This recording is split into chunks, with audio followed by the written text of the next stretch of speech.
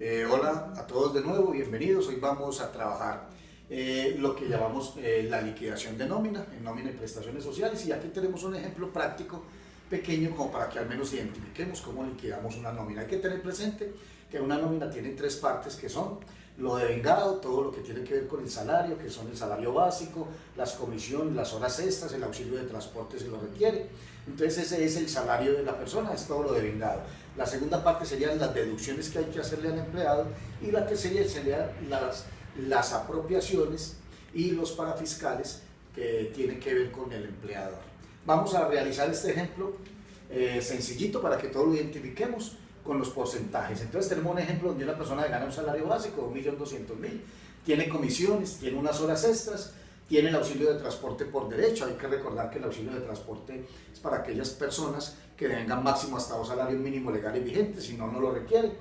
Y tenemos un salario total de 1.722.000 pesos, 854 de salario, y tenemos aquí aparte sin el auxilio de transporte, porque en algunos casos no lo vamos a necesitar. Entonces vamos a arrancar primero con las deducciones. La salud es el 12.5%, en donde al empleado le van a descontar un 4%, y en la salud vamos a coger solamente sin el auxilio de transporte, cogemos lo devengado sin el auxilio, o sea 1.620.000, por el 4% serían 64.800. La pensión en total es un 16%, pero al empleado le van a calcular sobre un 4%, entonces sería lo mismo, 1.620.000 por el 4%, y estaríamos hablando de la misma deducción.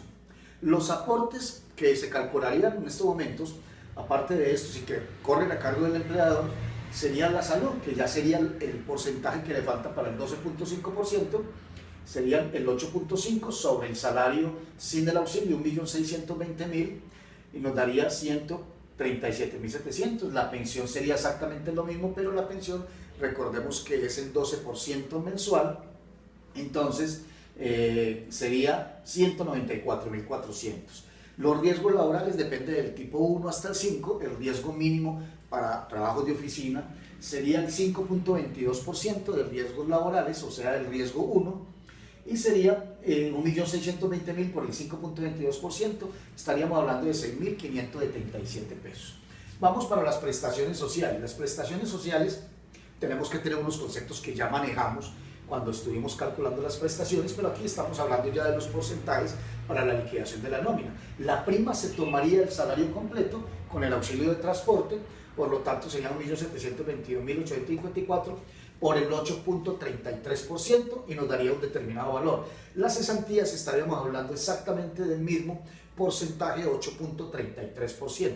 Los intereses a las cesantías, recuerden que es sobre el valor de las cesantías, que en este caso nos dio 143.513 pesos por el 12%, porque recuerden que es el 1% mensual, y nos dio 17.221 pesos.